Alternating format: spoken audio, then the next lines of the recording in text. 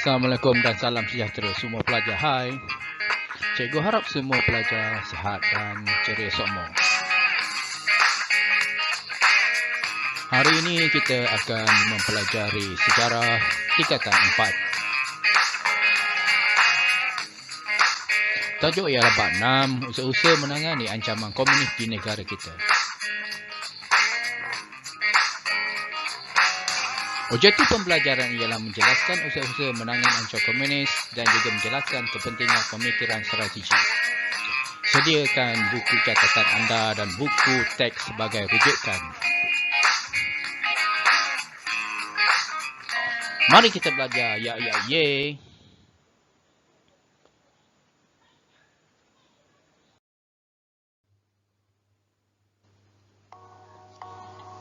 Terdapat 9 usaha yang dilakukan oleh kerajaan untuk menangani ancaman komunis, iaitu 1.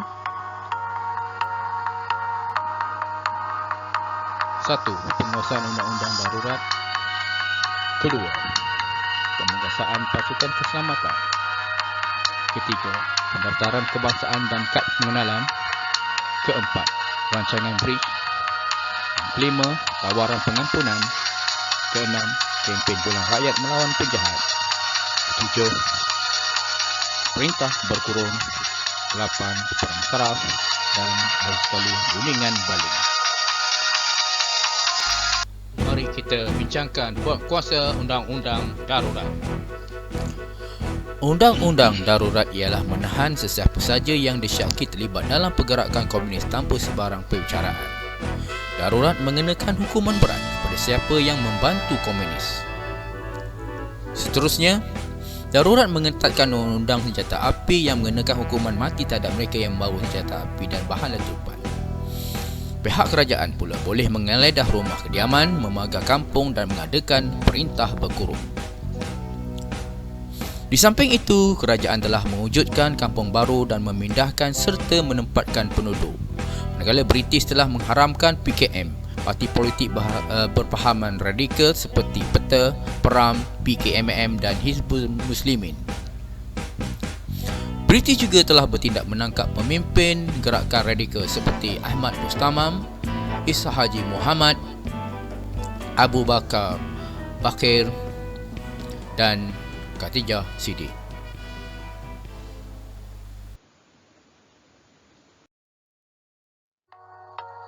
Sekarang kita akan membincangkan usaha yang kedua, iaitu memperkasaan pasukan keselamatan.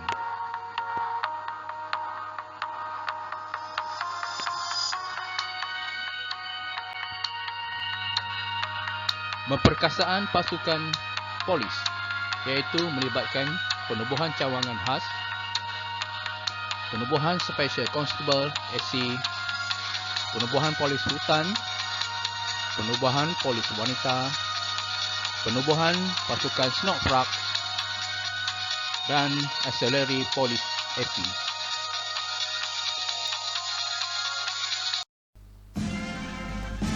Penubuhan pasukan polis cawangan khas. Pada bulan Ogos 1950, Guy Murdoch dilantik mengetuai Badan Perisikan. Beliau telah menubuhkan cawangan khas Special Branch yang kemudiannya menjadi sebahagian daripada pasukan polis. Tugas perisikan yang dilakukan oleh pasukan ini membolehkan pihak berkuasa mengetahui operasi PKM. Terdapat anggota pasukan yang menyamar sebagai komunis untuk mendapatkan maklumat tentang PKM. British juga telah mengambil ramai ahli cawangan khas dalam kalangan orang Cina untuk menjejak anggota komunis hingga ke kubu persembunyian. Sebagai sebuah badan perisikan, cawangan khas ini memberikan sumbangan semasa darurat. Kejayaan cawangan ini membuat penyelusupan dalam organisasi PKM telah memudahkan pasukan keselamatan merancang tindakan terhadap PKM.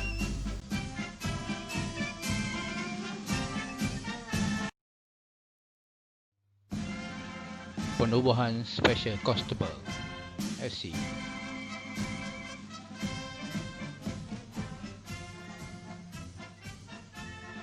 Pasukan Special Constable telah ditubuhkan pada tahun 1948 ketika rancangan BRICS sedang dilaksanakan. Seramai 24,000 orang Special Constable telah dilatih dan dihantar mengawal ladang dan juga kawasan lumbung. Mereka telah menjadi barisan hadapan dalam menghadapi ancaman komunis.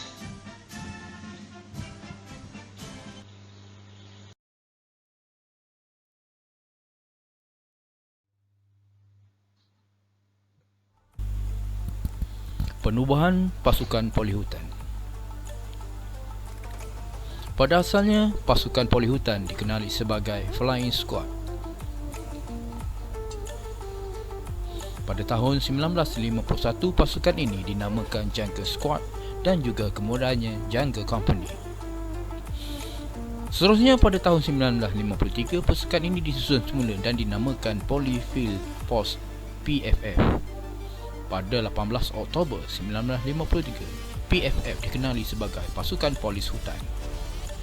Antara tugas mereka termasuklah memburu komunis, membuat rondaan di pinggir hutan. Selain itu, mereka membawa bekalan makanan kepada pasukan yang bertugas di dalam hutan. Dan mereka menjaga kubu Jungle Fort.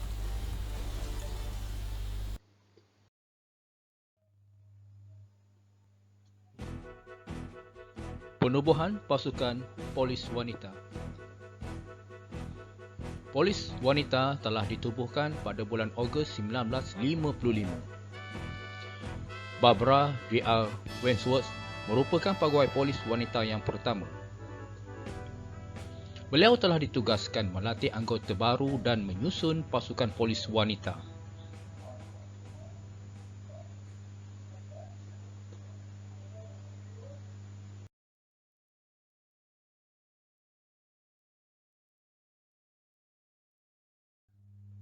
Tapi, siapa Senoi Prak?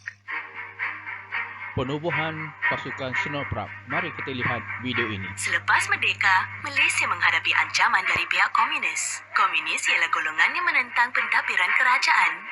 Mereka menggunakan keganasan untuk membuat tuntutan mereka, sekaligus mengancam kesejahteraan negara. Untuk memerangi ahli komunis, Malaysia telah meminta bantuan dari Senoi Prak yang merupakan unit polis diraja Malaysia. Senoi Prak terdiri daripada suku kaum orang asli di semenanjung Malaysia. Senoi itu orang, Prak, perang. Senoi Prak, orang perang. Ya, bukan P-R-A-K, bukan. P-R-A-A-Q. Dia biasa macam pasukan Sumatera lain, juga betul berkhidmat dalam hutan dan juga memintas komunis. Disebabkan kepakaran mereka, beberapa ahli Senoi Prak diserap masuk ke dalam pasukan gerakan khas VAT 69. Dia kata VAT ni, Very Able Troopers. Troop serba boleh. Dia tubuhkan satu kumpulan tu 6 orang saja. Itu dipanggil satu patrol. Tetapi dalam 6 orang ni, semuanya ada kemahiran masing-masing. Ada pengesan, medik, corporal, lance corporal, pegawai komunikasi dan bakal letupan. Saya pengesan, tugas kami yang pertama sekali ialah untuk menyiasat kedudukan musuh. Pasukan VAT 69 ditugaskan untuk memburu ahli komunis yang bersembunyi jauh di dalam hutan. Apabila mendapat maklumat, kitalah yang menentukan sama ada betul atau tak betul maklumat itu. Tapi mengesan musuh komunis ini tidak ada alat, hanya menggunakan kita punya perasaan indera dan kita punya kemahiran hutan. Penggunaan peta mustahak. Itu kalau tak ada peta dan kompas, kita tak boleh bergerak dalam hutan. Macam sekarang, sekarang GPS lah. GPS senang. Tekan mana kita, kita sini. Apot merupakan salah seorang pemburu terbaik pada masa itu. Penubuhan pasukan Auxiliary Police AP. Pada bulan Disember 1948, terdapat seramai 17,000 orang anggota AP di seluruh Persekutuan Tanah Melayu. Mereka mempertahankan bandar dan kampung daripada serangan komunis. Mereka membantu polis menentang ancaman komunis. Pada tahun 1956, anggota AP telah dijadikan Police Volunteer Reserve.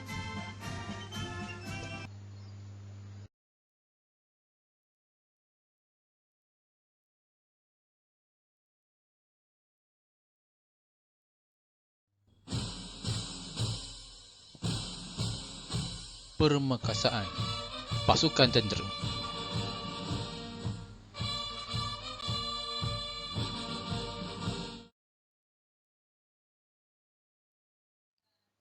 Penubuhan pasukan Askar Melayu.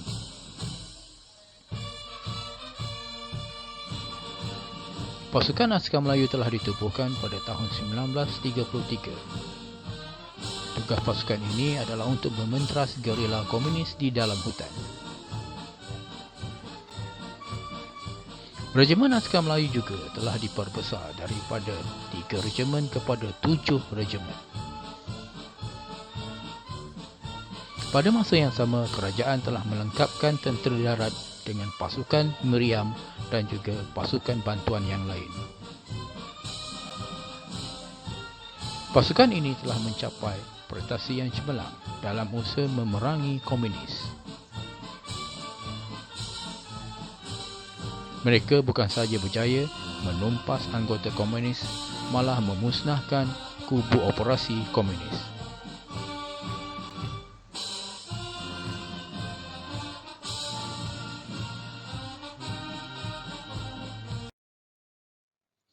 Pembentukan pasukan Askar Commonwealth.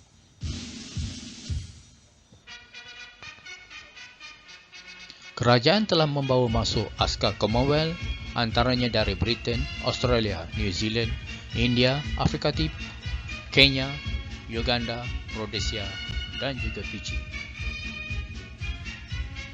Pada tahun 1954 terdapat seramai 25,000 orang askar Britain, 10,000 askar Gurkha dibawa masuk ke tanah Melayu. Di samping itu, 1 batalion askar Afrika dan 1 batalion regimen Fiji turut ditempatkan di tanah Melayu. Pasukan askar Commonwealth turut membantu dalam usaha memerangi komunis di negara kita.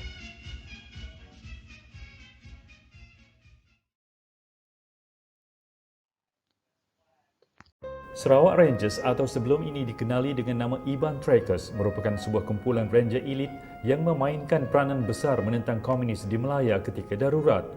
Namun kehebatan Iban Trackers ini sebenarnya terletak pada kemampuan mereka menjejak musuh di dalam hutan. General Templar, dia kata Iban Tracker ni lah yang terbaik di dunia, dia kata. Dibesarkan dalam kawasan pedalaman, tidak hairanlah kebanyakan dari anggota Iban Trackers ini begitu mahir dengan selok-belok di dalam hutan. Selain itu, kemampuan mereka menjejak musuh dengan hanya meneliti kesan yang tertinggal di tanah turut menggambarkan kepakaran mereka sebagai penjejak elit. Saya memang belajar daripada kecil sampai ke saya jadi askar lah. Dari pengalaman saya dalam hutan tu memang pengalaman saya. Kami cari macam daun tu. Ti daunnya tengah tinjak yakin, tinjak mantangkin. Ti punya mantangkin tu daun boleh gitu. Biarpun tampak mudah, namun tugas yang dipikul anggota Iban Trackers sememangnya berisiko tinggi.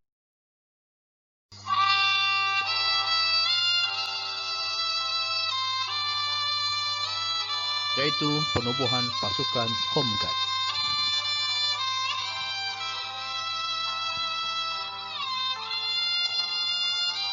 Pasukan Home Guard ialah pasukan pengawal kampung yang ditubuhkan pada zaman darurat.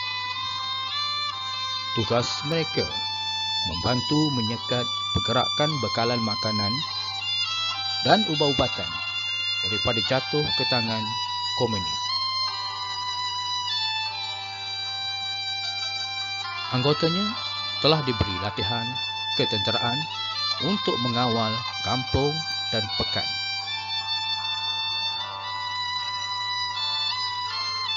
Pada bulan Januari 1951, terdapat sejumlah 79,000 orang Home Guard di Persekutuan Tanah Melayu.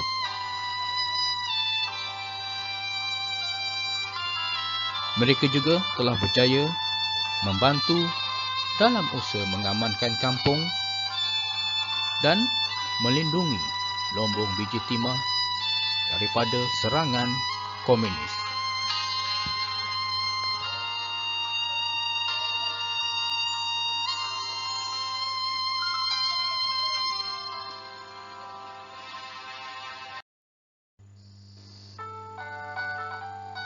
Sekarang mari kita bincangkan usaha yang ketiga, iaitu pengenalan pendaftaran kebangsaan dan juga kad pengenalan kepada penduduk Tanah Melayu. Langkah memperkenalkan pendaftaran kebangsaan. Di bawah Undang-Undang Darurat, kerajaan telah memperkenalkan sistem pendaftaran kebangsaan dan penggunaan kad pengenalan pada 23 Julai 1948 bagi mengawal pergerakan penduduk.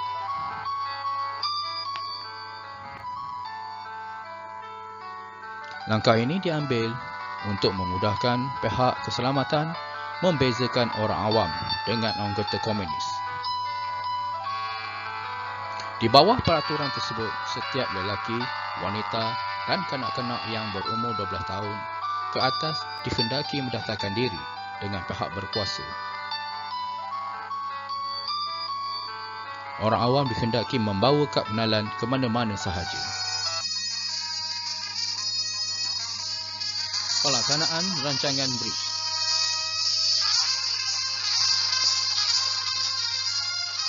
Rancangan BRICS telah dilancarkan oleh Sir Henry Gunn, Pesuruhjaya Tinggi British di Tanah Melayu pada tahun 1950. Lieutenant General Sir Harold Rondon Brice pula telah dilantik menjadi pengarah operasi rancangan BRICS.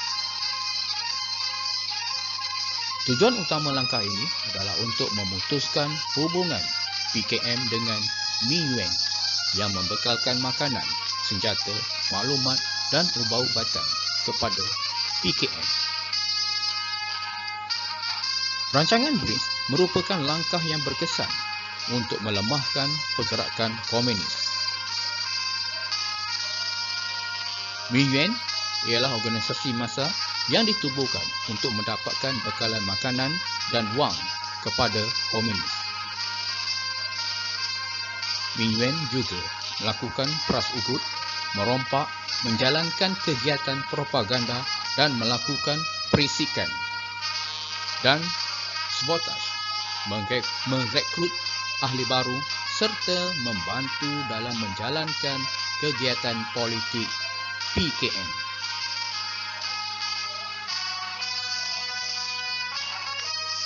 MIUN beroperasi pada sebelah malam dan bergerak dalam kalangan rakyat tanpa senjata api. Langkah seterusnya ialah tawaran pengampunan. Pada 6 September 1949, Sir Henry Gunn telah mengisytiharkan pengampunan kepada komunis supaya menyerah diri. Setiap hari, Radio Malaya menyiarkan syarat tawaran pengampunan. Poster juga telah ditampal sebanyak 40 juta risalah dan 12 juta pas pengampunan diedarkan dalam bahasa Cina, Melayu dan Tamil. Penyebaran risalah ini dilakukan dalam pelbagai cara, termasuklah disebarkan melalui pengangkutan udara, iklan dan wayar gambar.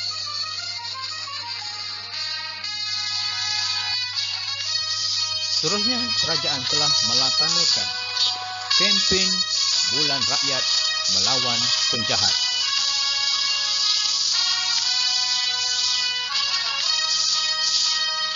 Pada 22 Disember 1949, Majlis Penerangan Persekutuan telah mengisytiharkan kempen Bulan Rakyat Melawan Penjahat. Penduduk berbilang kaum diseru supaya mendaftarkan diri secara sukarela dengan pihak berkuasa. Menjelang bulan Mac 1950, jumlah sukarelawan telah mencecah ke angka 435,905 orang. Sukarelawan ini terdiri daripada penduduk lelaki dan wanita daripada pelbagai sektor termasuklah golongan profesional. Kempen ini telah berjaya melibatkan rakyat berbilang kaum yang bekerjasama menentang komunis. Pelaksanaan kempen tersebut dapat menggalakkan interaksi dan mengeratkan hubungan antara kaum.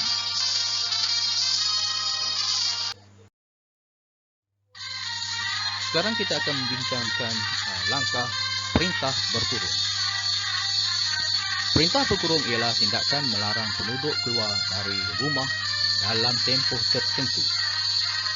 Perintah berkurung membolehkan pasukan keselamatan menjalankan operasi dengan lebih berkesan.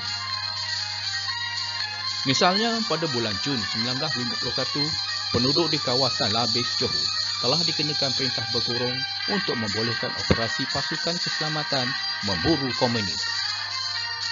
Selain itu, perintah berkurung dikenakan terhadap penduduk yang enggan bekerjasama dengan pihak berkuasa untuk membentras ancaman komunis.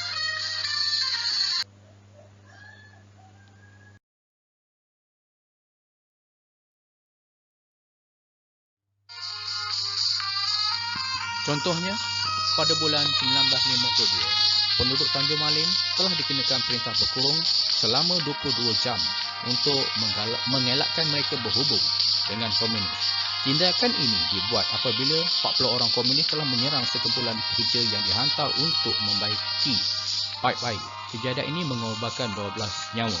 Sertatan dijalankan oleh pihak polis tetapi tidak memperoleh sebarang maklumat.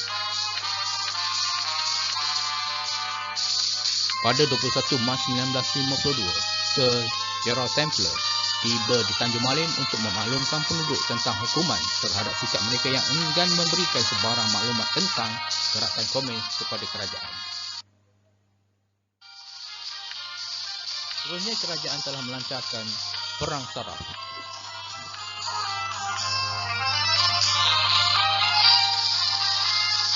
Perang Saraf ialah rancangan yang dilaksanakan oleh British untuk menghapuskan komunis melalui usaha memenangi hati dan fikiran rakyat tanah Melayu.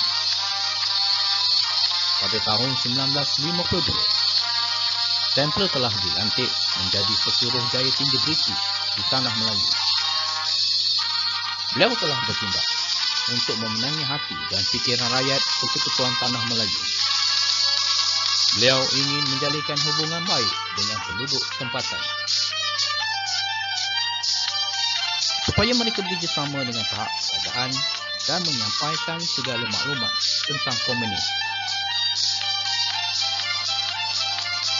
Perang Saraf telah berjaya memujuk rakyat berbilang kaum supaya bersatu dan membentras ancaman komunis.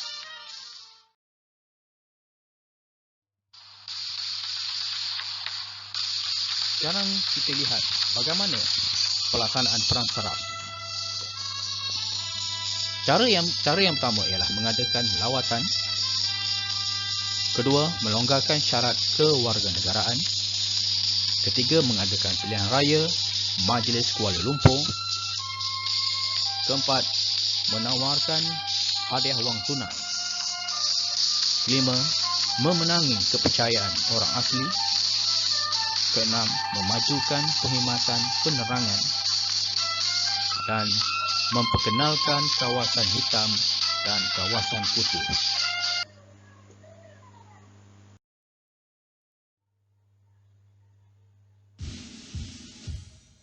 Akhir sekali, kerajaan telah mengadakan rundingan balik dengan Parti Komunis Malaya. Rundingan balik adalah satu usul untuk menamatkan ancaman komunis dan mencapai kemerdekaan. Tunku Abdul Rahman telah mengadakan pertemuan dengan pemimpin PKM di Sekolah Inggeris Baling Kedah pada 28 Disember 1955. Pertemuan tersebut melibatkan Kerajaan Persekutuan Tanah Melayu dengan Parti Komunis Malaya. Wakil Persekutuan Tanah Melayu ialah Tunku Abdul Rahman, Tan Chelok dan David Marshall.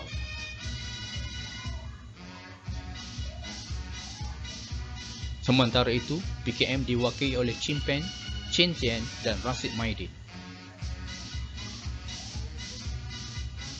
Tunku Abdul Rahman telah meminta Chin Peng membubarkan Parti Komunis Malaya dan meletakkan senjata serta menyerah diri.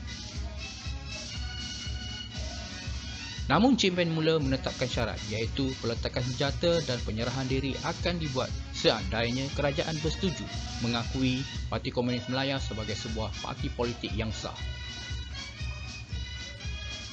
Tengku Abdul Rahman enggan menerima syarat tersebut. Oleh yang demikian, rundingan tersebut telah menemui kegagalan.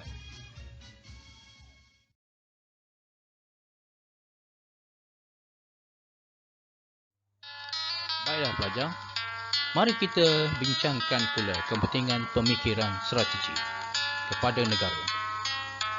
Pemikiran strategi dapat menangani masalah ancaman keselamatan negara. Keselamatan negara penting dijaga untuk mewujudkan kestabilan dan keharmonian negara. Contohnya, ancaman komunis telah menyebabkan nyawa dan harta benda musnah. Pemikiran strategi juga dapat mencari kaedah penyelesaian yang terbaik.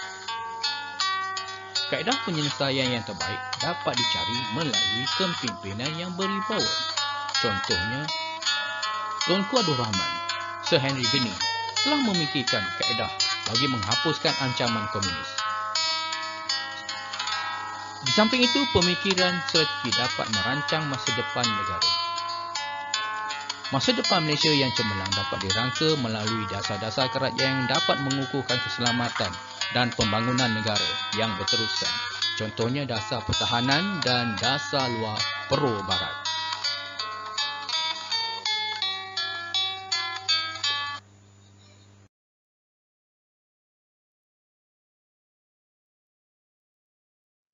Baiklah pelajar, setelah kita mempelajari tajuk pada hari ini iaitu usaha-usaha menangani ancaman komunis serta kepentingan pemikiran strategi dalam mempertahankan negara.